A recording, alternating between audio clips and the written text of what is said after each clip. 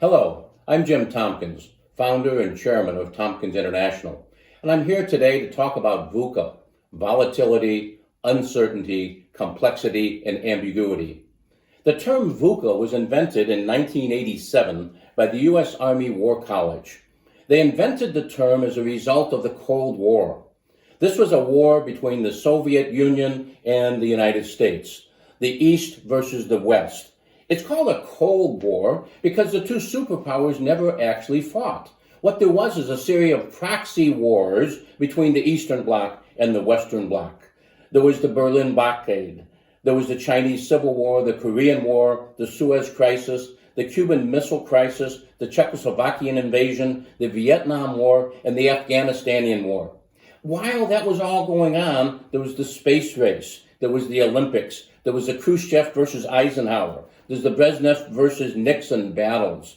In 1961, they built the Berlin Wall to split the East from the West of Berlin. In 1987, President Reagan went to the wall and he challenged Gorbachev, tear down this wall. In 1987, 2 months after Reagan was speaking, we had a concert. David Bowie had a concert at the wall. In 1988, Bruce Springsteen had a concert at the wall. In 1989, Poland and Hungary uprising, and what happened? The wall came down and the Soviet Union fell. The policy that was used to drive that entire Cold War was VUCA. So let's talk about VUCA. First of all, volatility. Volatility is the nature of change. It's the type and the magnitude of change. It's the speed of change, how quickly things are moving, and it's the frequency of change, how often, monthly oftentimes these days. Volatility can be proactive in that it's self-induced, or it can be reactive in that it's brought on by competitors. Change can be brought upon by external factors, tornadoes, earthquakes, pandemics, recessions, depression. What we have today is we have volatility going on with proactive change, reactive change, and crises change. Lots of volatility, holy volatility. The U stands for uncertainty, the lack of predictability. These are the most uncertain times in the history of the world. Uncertainty makes it impossible to define the requirements, and therefore, if you can't define the requirements of a facility, of a supply chain, of an operation, you cannot define the optimal that maximizes the performance of those requirements. So what we have is a change in the whole approach that we take to problem solving. We no longer can optimize a solution because we don't have a clear understanding of the requirements. Holy uncertainty. Third is complexity. Complexity is a multiplex of forces and confounding issues. It's a lack of cause and effect. We don't know why things are happening. Things are so complex, we can't understand it. It's a blurred definition of the roles that are taking place. In the old days, I used to know what an in-store retailer was, what an online retailer was. I used to have an understanding what a manufacturer was, what a wholesaler was. But today, for example, Kroger's in-store, Kroger's online. Kroger is a manufacturer. They have a huge private label program. And Kroger is a wholesaler. They sell on Alibaba. And so the blurring of the definitions of the roles is huge. The increase in complexity as a result of selling anywhere, where you have to sell in your store, online, on other people's websites, you got to sell it on marketplaces, and so you got a holy complexity going on. And the lastly is ambiguity, the haziness of reality, the potential of misreads. It's a lack of clarity about everything. You don't have any clarity about anything. Every single day there's a surprise. Every single day I pick up the Wall Street Journal and there's something happening that I hadn't anticipated. The evolution of the new era of digital commerce is changing commerce daily. Every day there's something new that's happening. The speed of marketplace and the customer expectation and the speed at which companies are making decisions is unbelievable. The customer expects to click and have it delivered in the front door. They want great service, but what was great service just last month, today is just okay service, and 6 months from now it's going to be terrible service. So there's this huge expectation of what kind of service is really good. At the same time, we have a decision process, the challenge that's going on in many companies, in that there's a lack of decision making. Everything is so slow to take place. There's a lack of clarity of leadership, and therefore there's a lack of urgency. This is resulting in further ambiguity, holy ambiguity. And so if we look at VUCA today, we are hitting records every single day. Why is this VUCA so prominent today? Why is this happening? Well, it's because of two types of disruptions. There's innovation disruptions and there's crisis disruptions. And these innovation disruptions and this crisis disruption are taking place at the same time. If we look at the slide on the screen now, we look at a picture of innovative disruption. With innovative disruption, we begin with an innovation that leads to entrepreneurship, but sometimes those innovations and entrepreneurship are viewed as being too risky or too different, and so they rest in peace. Sometimes you get through entrepreneurship and you get to the disruptor, but then that's viewed as being too risky, and that results in rest in peace. But sometimes those innovations and entrepreneurship and disruptors become bold, and we actually disrupt the status quo. We then go in a process of incubation, of validation, of learning from the mistakes that are made. We establish a new status quo, and then we get professional management that results in us becoming the new established firm.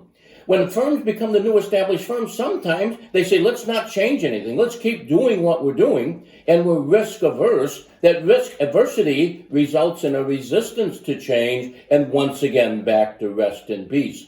But some firms understand that their established firm is only good for that 6-month period, for that 2-month period, and they need a new innovation, new courageous leadership, and new boldness. And therefore, we go around the circle of profitable growth and value creation, around and around and around, going faster and faster and faster. So innovation disruption can be proactive, that you're the ones making the disruptions, or they can be reactive in that what's happening is someone else is making the disruptions and you're trying to respond to what they're doing. That's innovative disruptions. The second type of disruptions are crisis disruptions. And here we use the term black swan oftentimes, because with a black swan event, a crisis disruption is occurring, and that something happens that never happened before or is extremely rare that it happens. Sometimes what we find is it takes people by surprise, and what they see is a massive transformational impact. And so what happens is once you get past that, we then have people that say, oh, well, I kind of thought I saw this coming. I thought I understood it. But in advance, they have no idea. So crisis disruptions are huge, and they're taking place on an ever-increasing rate. On a global basis, a crisis disruption can be a pandemic. It could be a recession. It could be a depression. It could be something with the supply chain.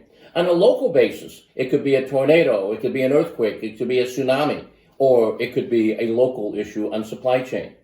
If you look at the top 15 causes of crisis disruption in 2018, what you find out is the top 15 is 90% of all the problems. The 15 are mergers and acquisitions, factory fires or explosion, reorganization, business sale or spinoff, factory slowdown or disruption, regulatory change or tariffs, extreme weather, hurricanes, typhoons, cyclones, earthquakes, labor strikes, EMA, FDA or OSHA accidents, fines or recalls, power outages, labor action, or port disruption. Those are the top 15. Those are 90% of the total. If you look at the next 15 for a total of the top 30, that's 99.8% of all crisis disruptions. And the words in 2018 does not include health. It does not include pandemic. There's no incidence of those in the top 99.8% of the crises in 2018. At the end of 2019, they got a group of trade experts together, and they said, what are the crises you expect in 2020? No one mentioned a pandemic. No one mentioned COVID-19. No one mentioned human health. It wasn't on the list. And so what we're seeing is the level of crises of COVID-19 is unbelievable. And when that's combined with the innovative crises, what we have is a huge increase of what's going on. If we look at what's happening recently, we see in 1990 there was a recession. 11 years later, in 2001, there was the 9/11 terrorist attack. 7 years later, in 2008, there was the mortgage crisis. 6 years later, in 2014, we had Ebola. And 5 years later, in 2019, we had COVID-19. And so it goes from 11 years, 7 years, 6 years, 5 years. And the question is, what's going to be the next major global crises? And so crises are disrupting at an unbelievable rate. And so what we have is disruption beyond belief. And so if we think in recent history what's been going on, what we see, we have the highest level of innovative disruption in the history of the world. If we look, we see we have the highest level of crisis disruption in the history of the world. And so we have VUCA over the top. Wow, holy VUCA. And so what do we do about these record levels of VUCA? There's two things we need to do. First is continuous improvement, transformation, and reinvention. And secondly is anti-brittle. So let's begin with the discussion of continuous improvement, transformation, and reinvention. Continuous improvement, if we were talking about bugs, would be ametrobolia. Ametrobolia means no. A means none in Latin, no metamorphosis. Transformation is hemimetrobolia, which means partial metamorphosis. And if we were talking about reinvention, that would be holometrobolia, or total metamorphosis.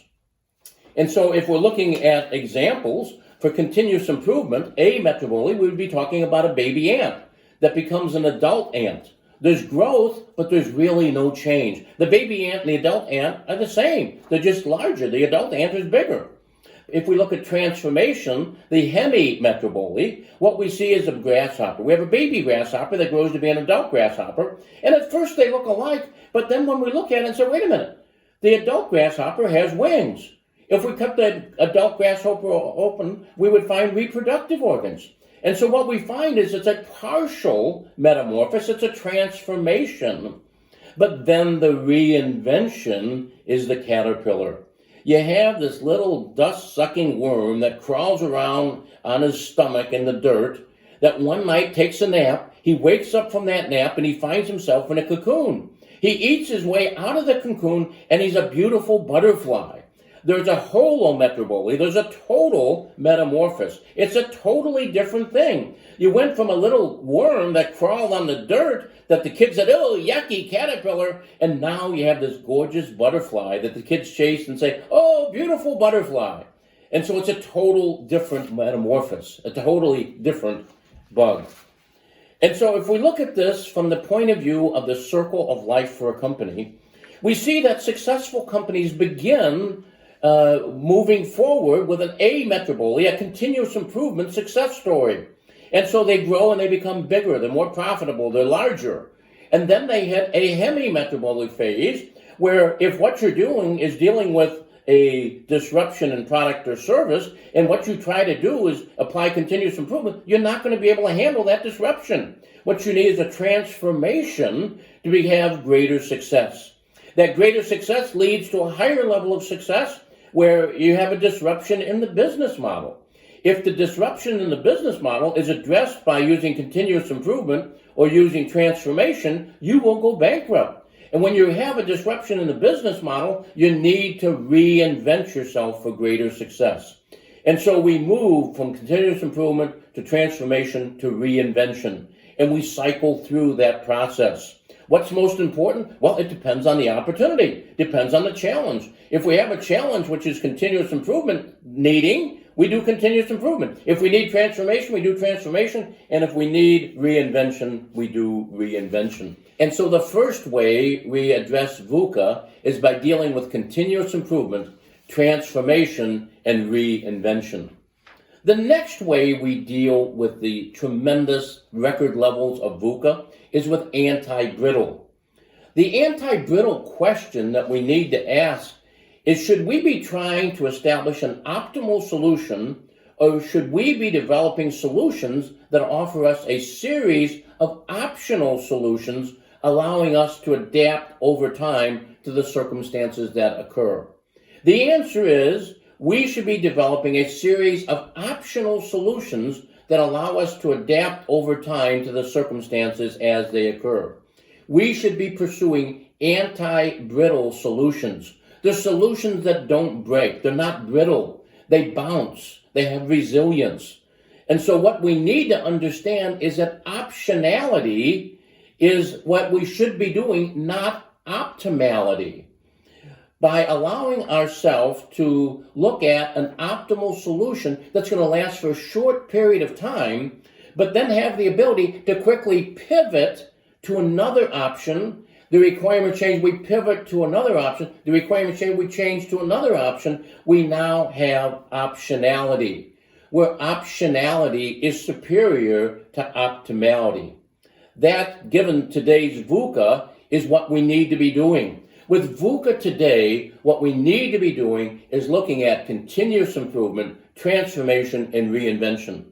With the level of VUCA today, we need to be looking at anti-brittle solutions where we focus on the optionality of the solution and not the optimality. And so now what we're going to do is we're going to go into the question and answer portion of our program. And what that means is some of you have put in here some questions, and we appreciate that. If others of you have questions, by all means, go to the Q&A section and give us your questions. And then what I'm going to do is I'm going to spend the next 15 minutes or so going through these questions with our panelist, Dr. Tompkins. So now I'm going to welcome Dr. Tompkins to the platform. And this may take just a minute or two. While he's doing that, I want to go ahead and ask him to go ahead and unmute and to turn on his camera. I am unmuted and my camera is on. At least it says it is, Ralph. So it is. It is. Okay. I just Perfect. have to say it. Yeah. I noticed I'm sitting in the same room as I was when I taped. This is my Zoom room, if you will. Nice. But quite surprisingly, I have the same sport coat and the same shirt on. I had not the same shirt, but the same color shirt as when we did the video.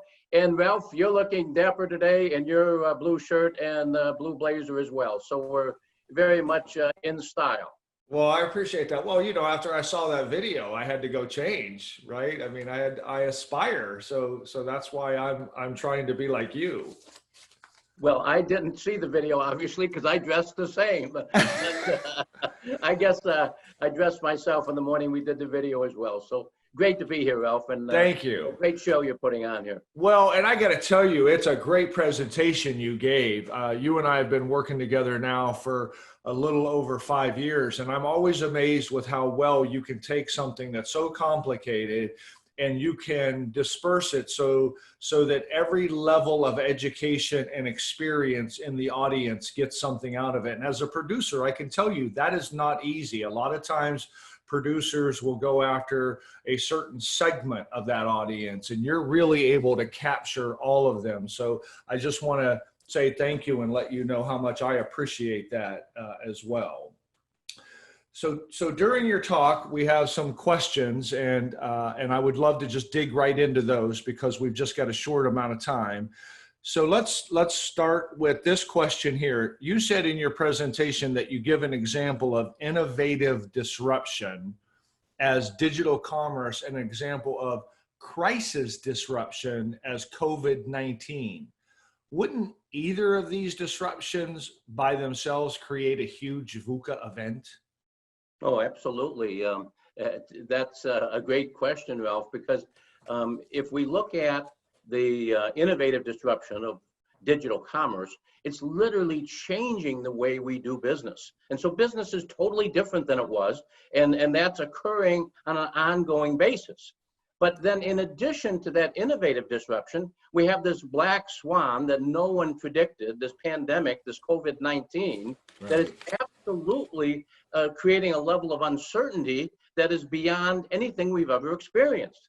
And so the key point here is that we're doing a record innovative disruption and a record crisis disruption at the same time. Right. And so this is VUCA on steroids. This is the most unbelievable timing that's been, it's possible.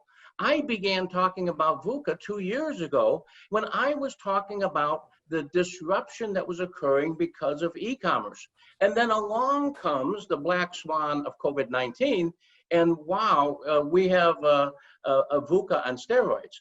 Now, wow. An interesting thing about that is how people are responding to that VUCA. And I see people wanting to say, oh, well, here's the answer to VUCA.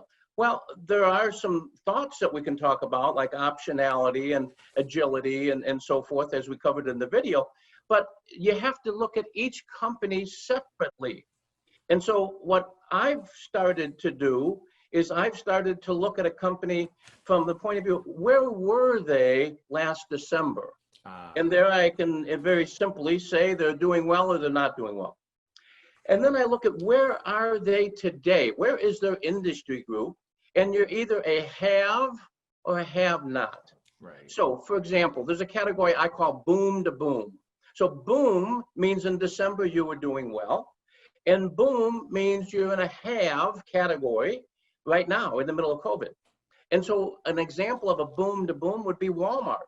They were doing great last December, and now they're doing even more great. Their stock is one of the few stocks that's actually up coming out of COVID-19. The second category is a boom to doom. They weren't doing well. They were doing well in December, but now they're not. An example of that would be, for example, Marriott. And Marriott isn't focusing on booming, they're focusing on hibernating and how to just kind of shut her down and get through and wait for the market to come back. And then the third type is the folks that were not doing well in December, but all of a sudden now they're a have. And that's, for example, Clorox. Clorox was not doing well in December. They were flat. But now they can't meet all the demand they have for the sanitary products that they are producing. And so their wipes and their cleansers and their hand washes are unbelievable what Clorox is doing. Their demand is 5 times what they can produce. And so they are a doom to boom. And then the last category, the one we don't like to talk about so much, is the doom to tomb. Yeah, and that's kind of sad. Yeah. But the fact of the matter is, look at Gold's Gym. In December, they weren't doing so well, but now they're a have-not. No one's going to a gym. The gyms are all closed, and so Gold Gyms filed for bankruptcy. So I think from the point of view of understanding the magnitude of a innovative disruption and a crisis disruption, it's really critical we put that in the context of how is your company doing, how is their marketplace doing, and that then gives us some ability to look at how we can get back to being better.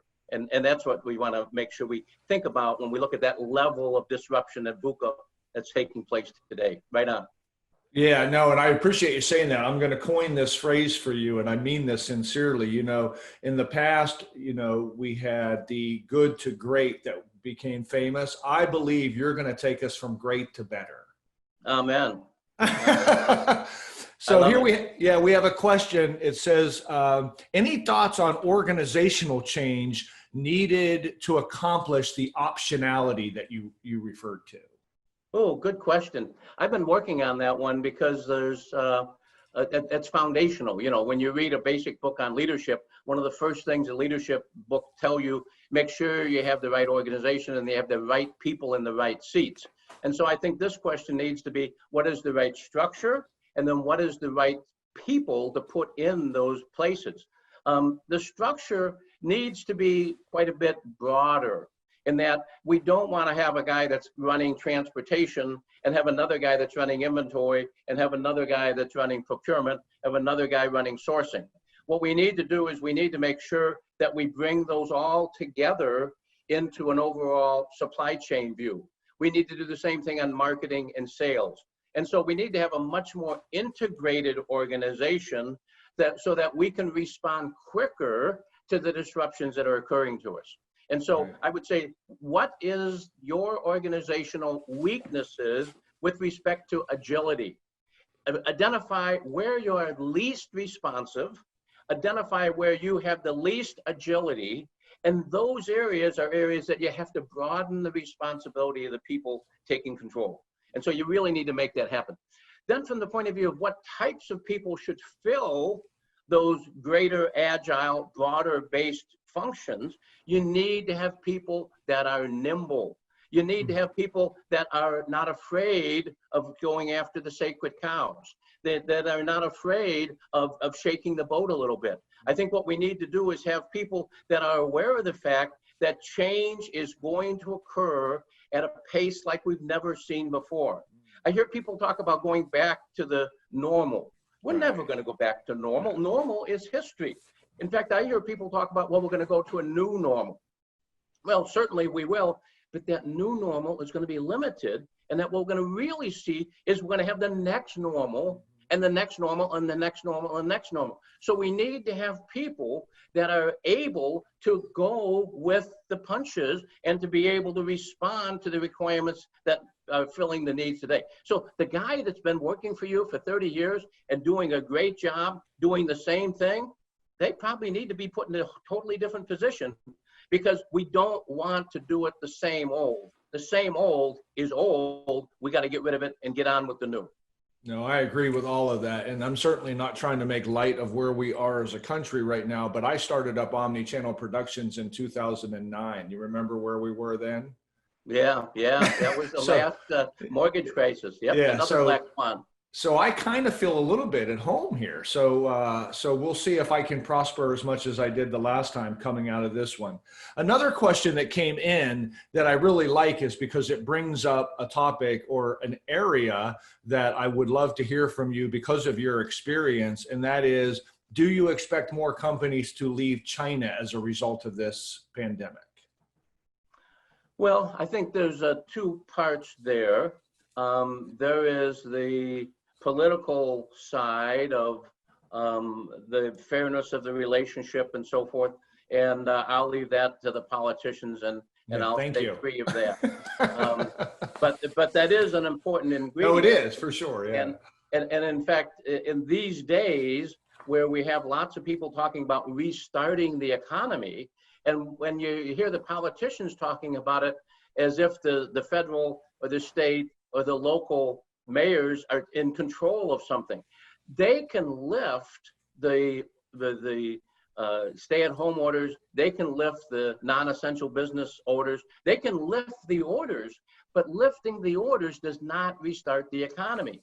The restarting the economy begins when the supply chain people say it's going to start. The supply chain people, are the ones that are going to resynchronize supply and demand, and that's what's going to start the economy. And so that's a very important subject. Read for me again the detail on the question. I got off onto the political side.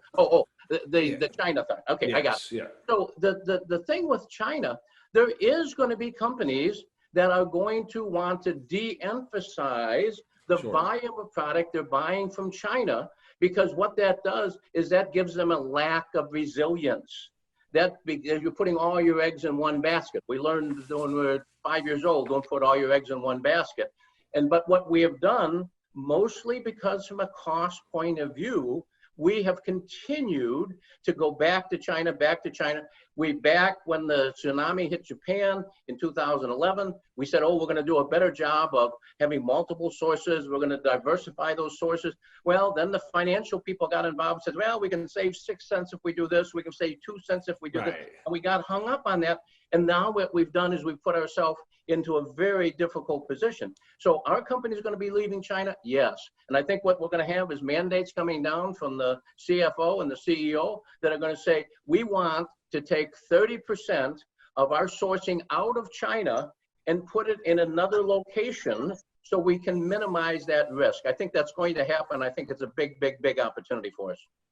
And final question, Jim, and I really appreciate everything you're talking about. And I can't wait for everybody to hear your final keynote on this at the end of this broadcast, because I've had the luxury of being able to see that, and it's very, very inspirational. So again, if you're on this call and you didn't hear, we will have a final note from Jim on that. The last question, though, is I do want to talk about this optionality, and we just have a few minutes, but I want to talk about this optionality and new optimal, because we're getting several questions that are kind of saying the same thing, and that is, how is it related to VUCA?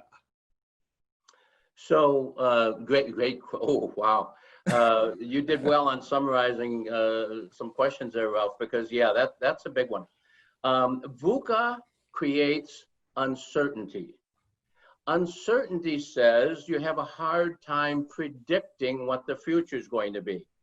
So when I do a network design, when I do a warehouse design, when I do justification of robots, what I'm doing is I'm looking at what are the 4 or 5 year requirements, and then what would be the capital expenditure, what would be the savings, and then what's the return on investment. Well, the problem with that is, to optimize, I need to have a good set of requirements. If I don't have a good set of requirements, how am I going to optimize the solution? Optimization, by definition, means you're either going to maximize or minimize an objective function. But when the objective function is unknown, because you don't know if you're going to produce 2 million of those a year or you're going to produce 4 million a year, you don't have a criteria upon which to justify, to optimize the equation. And so since we can't define the requirements, the best we can do is define a series of different scenarios.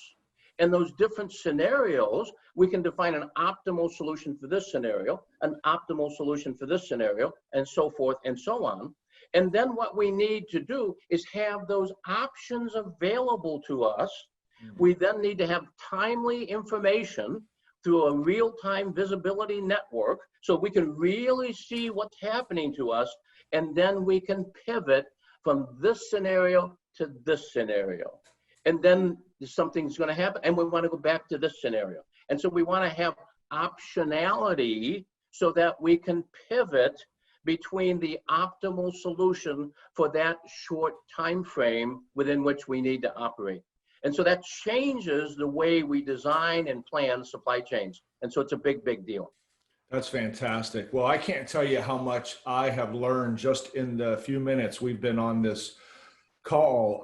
And as probably a shameless plug here, I need to get you on my show, The Supply Chain Today. We need to make that happen, because I could sit here and talk to you about this for a half an hour. Would love it, Ralph. Okay, Always thank you. Thank you so much for your time. And I appreciate you, and I appreciate everything that you do for our industry. And it's just a pleasure to serve with you, and I look forward to us reconnecting soon. Great. Thank you, Ralph.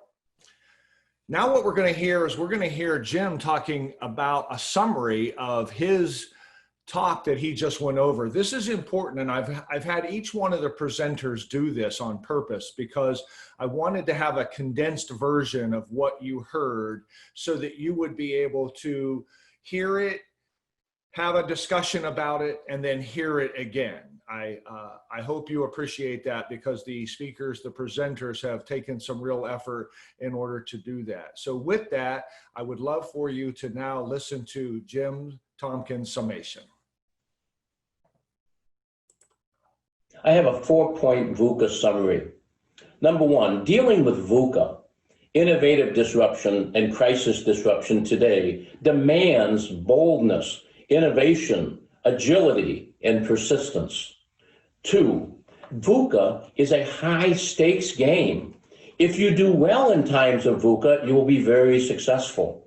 If you do not do well in times of high VUCA, you will fail. 3rd, VUCA, although it's high stakes, it is not a high-risk game.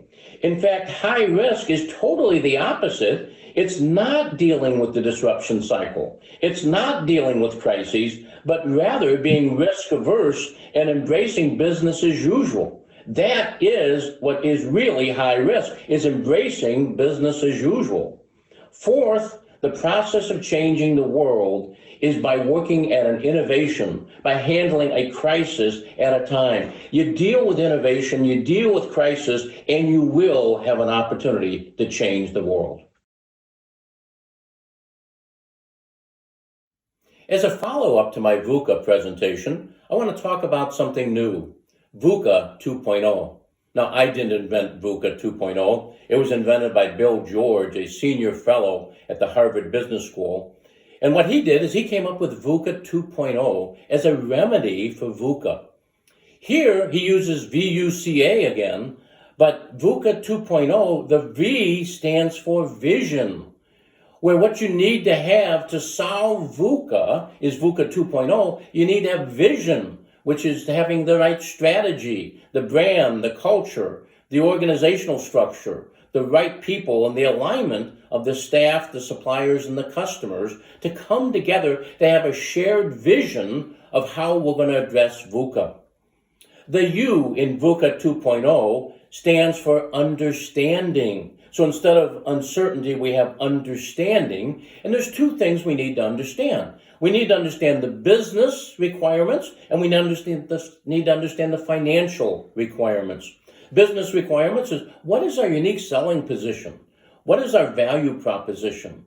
How are we going to market? How are we going to do sales? What's business development look like? From a financial point of view, it has to do with budget, profits, and the drivers of financial success. And so U stands for understanding. The C in VUCA 2.0 stands for courage. Instead of complexity, we have courage. We have to be courageous in our innovation, in our creativity, in our boldness. We need to assure accountability within the organization. It takes courage to do that.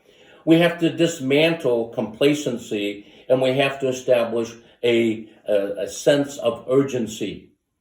And then lastly, in VUCA 2.0, the A doesn't stand for ambiguity, it stands for adaptability.